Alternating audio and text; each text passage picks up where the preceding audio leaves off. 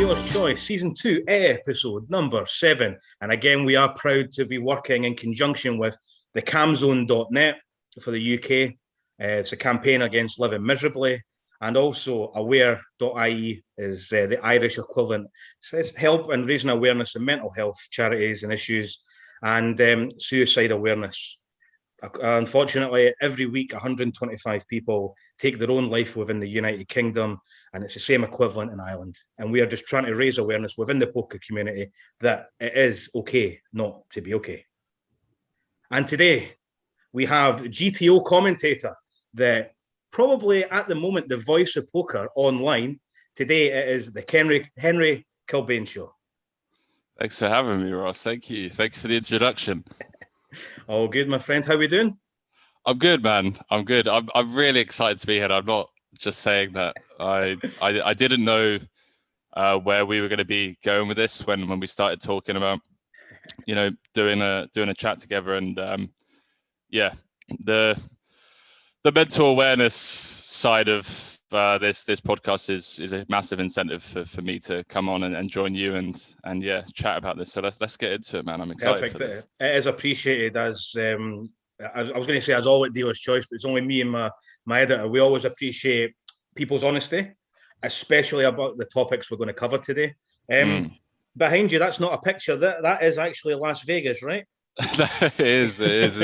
I'm trying to block out the sun at the moment because it's it can be a bit blinding. We have that problem in Scotland as well. We don't have to block out the sun. We have to try and entice it into our world. But we get that one day a year of sunshine, which is normally July for about 4 hours, and then we just roll with it. So listen, I would pick Scotland over Vegas any day of the week. I'm not even joking. It was the first place I ever moved to when I pursued poker professionally. I lived in Glasgow, and I would pick a night out in Sauchiehall Street over the Strip any day of the week, mate. So don't you worry about that. Well, that's the thing is, you can go out in Glasgow or Edinburgh like 50 quid to get absolutely hammered and still have some spare change in your pocket. You know what I mean? So it's all good. How's COVID happening in Vegas? What's it like restrictions-wise? Honestly, I have been singing Vegas's praises since I've got here. There was a lot of obviously speculation when we decided to make this trip 3 months ago now. There was obviously a lot of news coverage in Europe about COVID and America's falling apart and civil, like World War III is going to break loose basically. But we got here, and honestly the measures that they've had in place since the start, in my opinion, were far better than what I saw in Europe when I was in Europe back end of last year.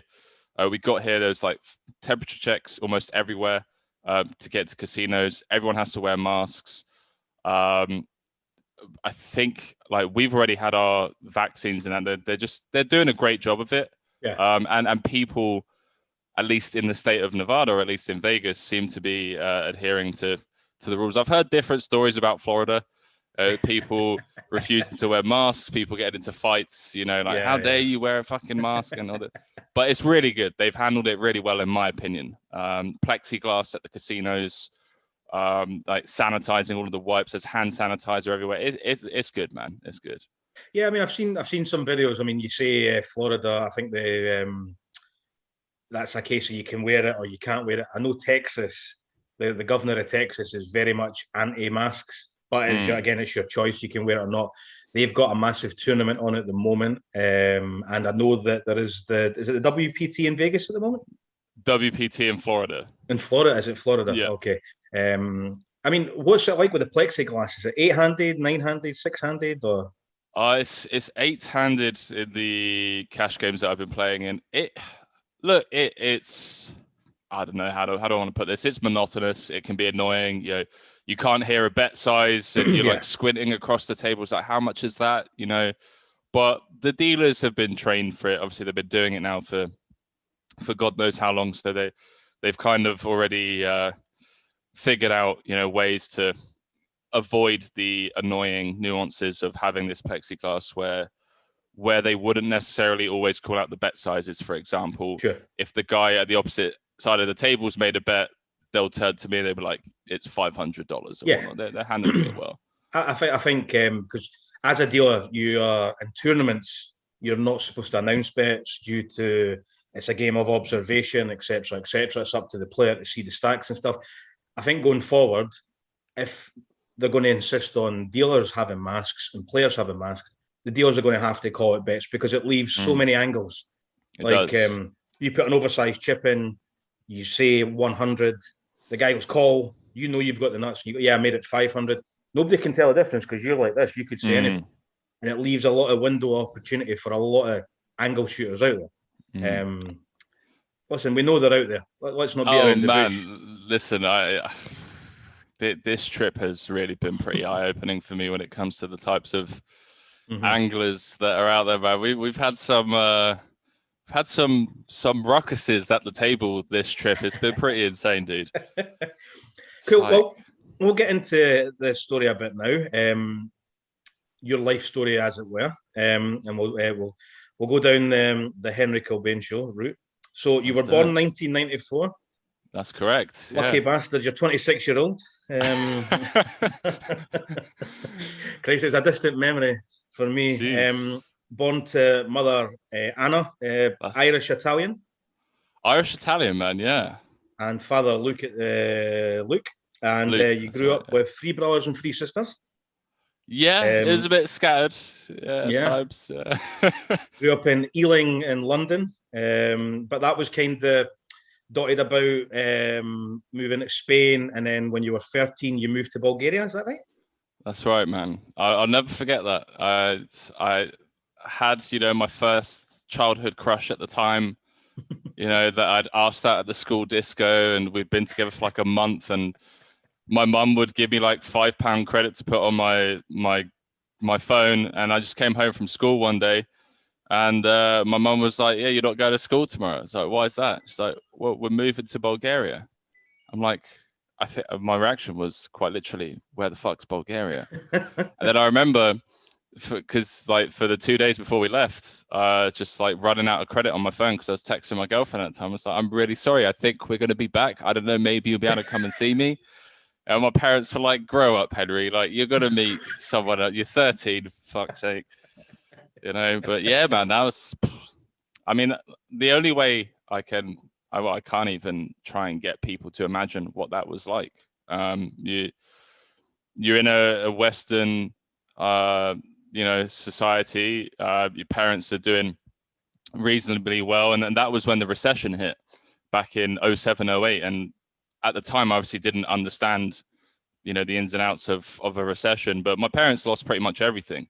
So the reason that we went to Bulgaria was so that they could restart their business that they had been building up since I was born. And yeah, I think if I remember correctly, my parents lost about 80% of their net worth on paper pretty much overnight when the markets crashed. It was like, well, where do we go? We've got 3 young kids, because me and my 2 younger brothers. It's like, where are we going to raise this family? It's either Spain or Bulgaria, and the Spanish markets had already kind of been a bit saturated. And Bulgaria was less known, and it gave my parents more opportunity to start their business there. And yeah, dude, like, how do I want to picture? So we land in Bulgaria, man. It was like something out of a fucking movie.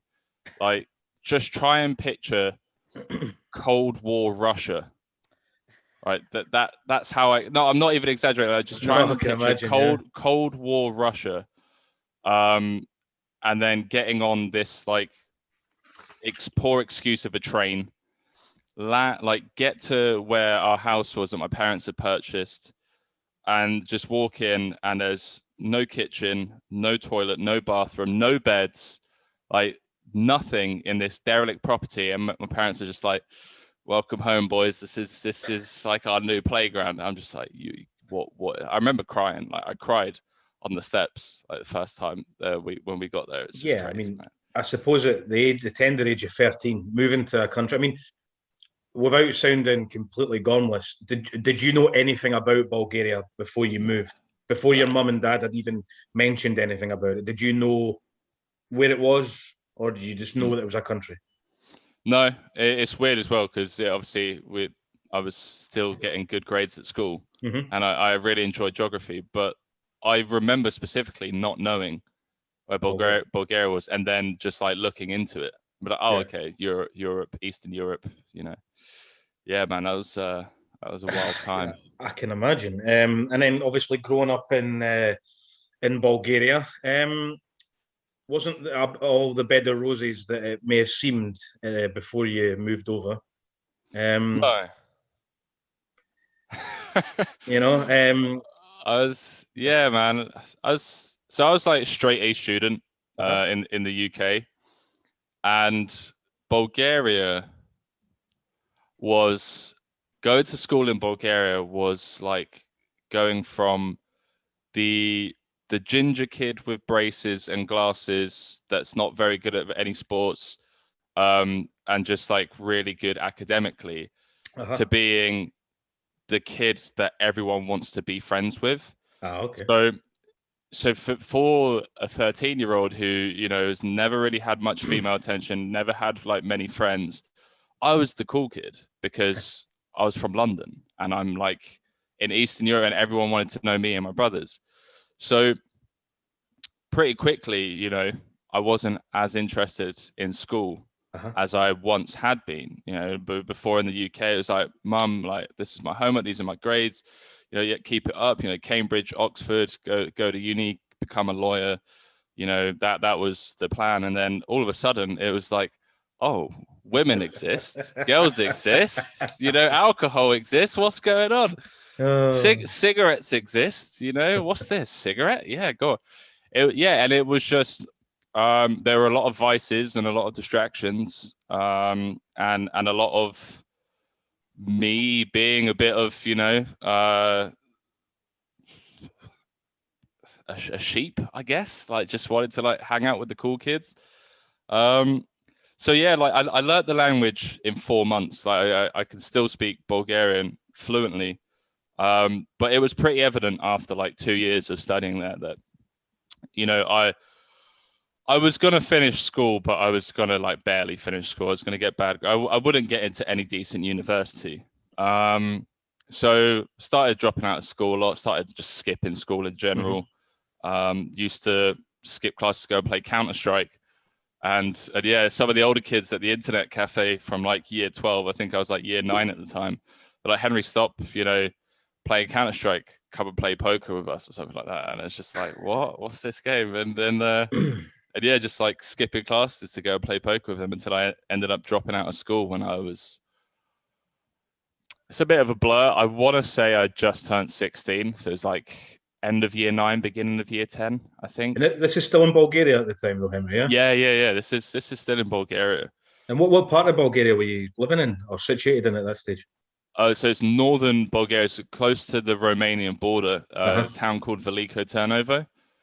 I did live in Burgas, which is on the east coast by the Black Sea for a long time. I've lived everywhere in Bulgaria. I've lived in Sofia as well. But yeah, growing up is Veliko Turnovo, which is one of the lesser known provinces, in my opinion, like in terms of tourism, just because of where it's situated in the country. Yeah. There's just no airport, and you have to drive like 4 hours to get there from Sofia or from Varna. So yeah, it was I don't know, like seeing a kangaroo down Sauchiehall Street. It depends how much you've drank at the time, mate. I stuck out like a sore thumb, that's for sure. So especially the first like couple of years until I became more Bulgarian. So you got into poker by, I suppose could you say that it was internet games or online games that got you from Counter-Strike into the poker sort of scene? Like you wanted something more hardcore, or?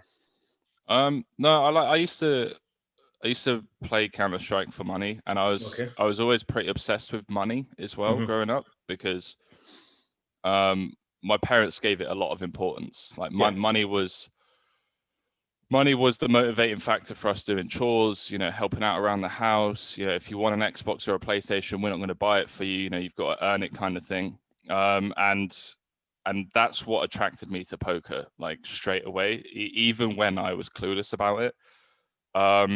Was that the way I saw it at first was, you know, my mental awareness and understanding of the game is going to earn me more money than my opponents if I'm smarter than them in the long run. And yeah, and it was just pretty much hooked from there. I remember like the first month, first month of playing, like skipping classes and playing this game at the internet cafe, just being obsessed with making a royal flush, because I knew that I couldn't lose if I made a royal flush.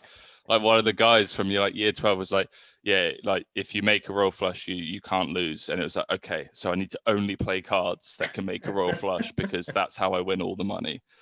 And the reality it took me about a month to realize that that's not the case. And was this Texas you were it playing? Was. Or yeah, Hold'em? it was.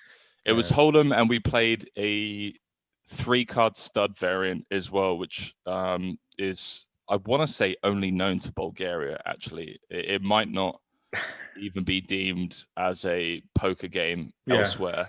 It might have just been a local thing, but that was a great game as well. So you built your way up from an early age with a live kind of poker. Was it in like casinos, or was it home games, private games, underground games? So that little game of mine lasted for, you know, pretty long time until I dropped out of school, basically, because I was still at school this time, and it wasn't until I decided that, you know, school's not going to work out. My excuse for leaving school was, I don't want to waste the next 3 years when I know full well that because of the language barrier, I'm not going to pass. So I said to my parents, look, I speak the language fluently. You guys don't. I can help with your company, and, you know, you pay me like a salary or whatever. And that would also give me the freedom. That was like basically my way of conning my parents to let me drop out of school. But I did help them. I helped them for a long time, and I had a lot of success helping them run their business as well. I was making like more money helping them than in poker, but I knew that poker was what I wanted to do. And then it wasn't until like a year had passed. So yeah, like 16 years old, 15, and 16. I want to say that we started getting together on a regular basis at my best friend's house, who I'm still, you know, best friends with. He's gone on to win a lot of things in poker, in tournaments. But yeah, we started playing 2 cent, 5 cent, I want to say, in his back shed for years, man. Like, I want to say for years. And it was pretty evident after a few months that me and my best friend were the big winners in this game. By big winners, I mean like we were up like $200, $250 or whatever. And then I got a friend of mine who had a bank card and was 18 to set me up a Stars account, which I think you can actually still find details on. So I was like 16 at the time. Yeah. And I remember just losing, like, I think I deposited $400 or something and lost all of it within like the first 2 hours on Stars. I was down to like my final $10. And then I shipped this $8.80 turbo on Stars back in the day, which used to get like insane prize pools. I shipped this like $8.80 turbo for like 2.7K. And then I started playing 600 NL, like with a 3K bankroll. And I was just hooked. That was it. I was just like, right, we're spinning this to the moon. I'm just gonna like spin this up to 100K in my first day and then tell the parents. Obviously it didn't turn out that way. But yeah, I got pieced up. So I mean, so you discovered online poker at 16ish. Did the cash game live scene get any deeper? Because you said that you had cleaned up, or you had kind of got, you and your mate were cleaning up at this 5 cent game. So yeah, that's a great point. Actually, I forgot about that part of life. Yeah, so this is maybe the craziest story of mine, and a lot of people have told me that I'm lucky to like be alive, actually. When I've like, but so Bulgaria is a pretty poor country. So there's no middle class. There's working class, and then there's the high class, and the higher class are normally politicians or mafia. There's nothing wrong with saying that on camera. There's nothing wrong about speaking about it openly. It's a very well-known fact. Even people that are involved in the mafia will tell you that they're involved in the mafia. It's nothing uncommon.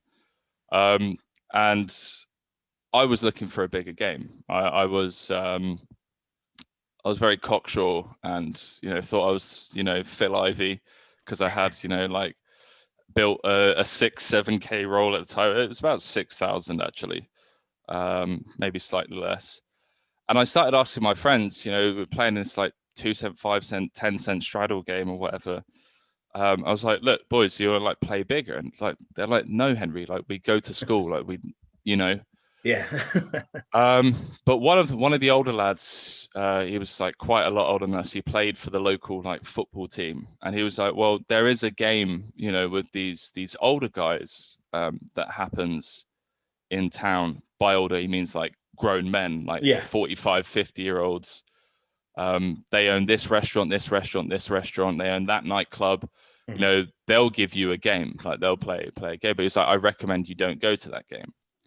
And I remember speaking to him years later about this, right? But he said to me, he was like, don't go to that game. And my ego straight away was like, well, what do you mean don't go to that game? I can beat these guys. Are you trying to say that I'm not good enough to beat these guys? He's like, no, just don't go to this game. Anyway, long story short, I managed to get a phone number and, arrange a game. And first session, it was a full ring game. We're playing 1-2-5. And I've got this is $125 or euros. It's not cents anymore. Yeah, euros. Yeah. That's, it's money. We're not talking micro stakes. We're now talking going up the levels. Yeah. Yeah. And rock up to the local restaurant / nightclub, and I get escorted up to the private part of the restaurant, and they've got this professional setup, drinks everywhere. Just walk into a room of smoke and whiskey and just grown-ass men, and there's me 16-year-old with 1K in my pocket. And I think I end up losing small, nothing suspicious whatsoever. I think I lose 350, 400, but I'm now in. I'm now in with these guys. They know me. I've sat with them for 12 hours.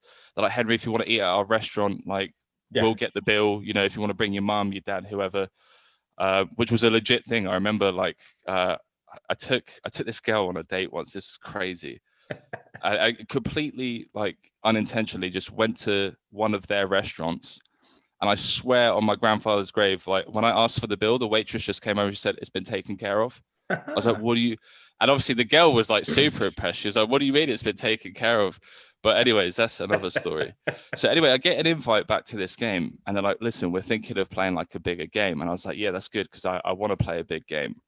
And I was thinking, great, it's going to be a 7-8 handed big game. It's going to be 50, 60 grand on the table. This is a real opportunity for me to spin this up. I'm definitely beating these guys. I've built a bit of rapport with them. But I get there, and it's only the restaurant owner and his friend who organized the game. It's we're just going to play free-handed. We're just going to play 2-5 3-handed. And I was like, well, fuck, I've got all my money. I've got my life savings in my pocket. I'm here to play. I might as well play. First hand, I remember sharing this with Runchucks. First hand, get aces against kings against the restaurant owner, and it comes ace, queen, jack, king 10, and we chop it. And I didn't realize at the time is that the reason that they set that hand up, the reason they rig it in that way so that it's chopped, is to remind you that these things happen in poker. Okay. So they teach, it's oh wow, it's fucking good. Aces and kings first hand, and it runs out like that, and you chop it and no one wins, and you don't think anything of it, because the emotional swing of a hand like that, first hand you flop top set, get in aces against kings, then it runs out of chop. You're just so in awe of what's just happened that you don't even think for a second that, hang on, are these guys card mechanics? Yeah, the sting is on. So we're playing, and nothing too much has really happened from that hand, and then I just lose like one of the craziest hands that I've like ever lost, and that's when like alarm bells started ringing, and I actually kicked up a fuss because I didn't know that they were all mechanics. I thought only one of them was a mechanic, and I asked for him to not be able to deal, and they were like, "Yeah, no worries." Obviously, again, 16-year-old me, my ego, as soon as they're like, "Yeah, no worries," probably should have known that they were all pretty good at rigging fucking decks, So no worries. He'll go outside and go for a smoke. He doesn't need to be here. We continue playing free-handed, and then another buddy of theirs arrives, and this is where it just gets really bad. Like, I've already lost maybe 80% of my net worth at that point. And I'm like, okay, I know that they're rigging this game. So if I can spot the rigged hands, maybe I can just outplay them in the non-rigged hands. Which is obviously the dumbest thing ever. And there was a spot where I've got pocket sevens in the big blind. It goes limp, small blind completes. I check my option in the big, and it comes 7-3-3. It goes check, bet, raise, re-raise, and I just fold. I just fold pocket sevens. And it just go all in, like, cool. And it comes, I think it's like jack on the turn, king on the river, or something like that. And one of them's got pocket jacks, the other one's got pocket kings. They're like, Henry, this is crazy. Have you seen this? Like, he's trapping pre-flop, and then I trapped on the button with kings, and then we get it all in on the 7-3-3, and it comes jack on the turn, king on the river. And I was like, yeah, I know. I was like, I folded pocket sevens. And they're like, what do you mean you folded pocket sevens? Like, you had top boat. And I shouldn't have said this, obviously. Like, I shouldn't have let them know that I knew that the game was rigged. But I was like, yeah, I folded top boat. And they're like, oh, well, that's good that you folded, because he would have hit a jack on the turn, and I would have hit a king, and he would have lost everything. And yeah, man, like, fast forward, 3-4 hours, I've lost every cent to my name. And I actually owed them 500 because I took 500 on tick. Which is obviously, like, you don't want to be in fucking debt to these guys. And I remember just like asking for a cigarette. Took a cigarette. I didn't even smoke at the time. I just took a cigarette, went downstairs, and my hairdresser, the lady that it was a very small town, my hairdresser saw me coming down from the private section of this restaurant, and honestly, mate, her face just went as white as a ghost, and she was like, "What are you doing up there, Henry?" I was like, "Oh, we're just playing poker." I didn't know that she was dating the guy that owned the restaurant. So she already knew what was going on up there. She was like, "Oh, love," she was like, "Honey, why don't you just go home? Babe, just go home. Like, call it. Like, you don't need to play poker." But she couldn't tell me directly. That, oh, my boyfriend is like a card mechanic, like, he's setting you up, because she really liked me, but she couldn't tell me directly. And when you're stuck, and someone tells you to leave, like, you don't pay attention to anything they say. Leave me alone. I want to get out the hole. But yeah, I called my mum, and I was like, "Mum, I need money for a taxi." And she sent my little brother to come and pick me up in a taxi. So I ended up owing my mum like 10 quid. And I got home. That conversation didn't go down very well. It's just like, I lost everything. And she kind of gave me an ultimatum on the spot. She was like, "Look, so if you want to continue playing poker, you need to move out. You need to, pursue it on your own, and you're not paying rent. You've got 3 meals a day here. So you need to just start paying your way, basically, or you get a job. If you want to live here, you get a job and start paying rent." Which, obviously, at the time, teenager, I was like, "Fuck, my parents are super unreasonable. Like, these fucking guys don't understand that, I'm good at poker, and I want to pursue it." it was just parents being caring parents, you know. Yeah. So yeah, ended up getting shipped back off to the UK to go and stay with my mum's husband. He's my dad. My stepdad. He's Sure. been with my mum for since I was a baby. So he's like my dad. And yeah, it was like, Dad, I'm fucking coming back to the UK. Mum shipped me off, and had to go back to the UK and get a job for a bit. So you're 17, 18 at this stage? Yeah, I was 18, and 18. I've been just like playing in private games with the mob for a while, and So I mean, did that kind of scare you off poker before you've moved back to, I think it was Reading, you said? Did that kind of put you off any sort of live games because of that experience, or did you think, fuck it, this can happen to anyone? Unfortunately, it happened to me. I need to learn from my mistakes and move on. Or did you just want to bin it all together? I think like because I knew straight away that it was rigged, and I also heard from other people, you know.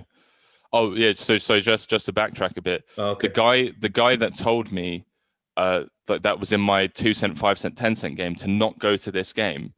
I then went back to the 2 cent, 5 cent, 10 cent game. They like asked me how I got on, and I told them how much money I lost. And he turned around and told me, I told you not to go. And I remember us almost having a fight because he was like, I told you not to go. I said, yeah, you did, but you didn't fucking tell me that it was a rigged game. You told me not to go, and I thought that you thought that I couldn't beat these guys. A lot of ego bashing, back then. And he was like, yeah, I told you like their mechanics, but I couldn't tell you that because if they heard through one of you guys that I was telling you guys that their mechanics, I get my legs broken. Yeah. And I was like, okay, fair enough. Yeah.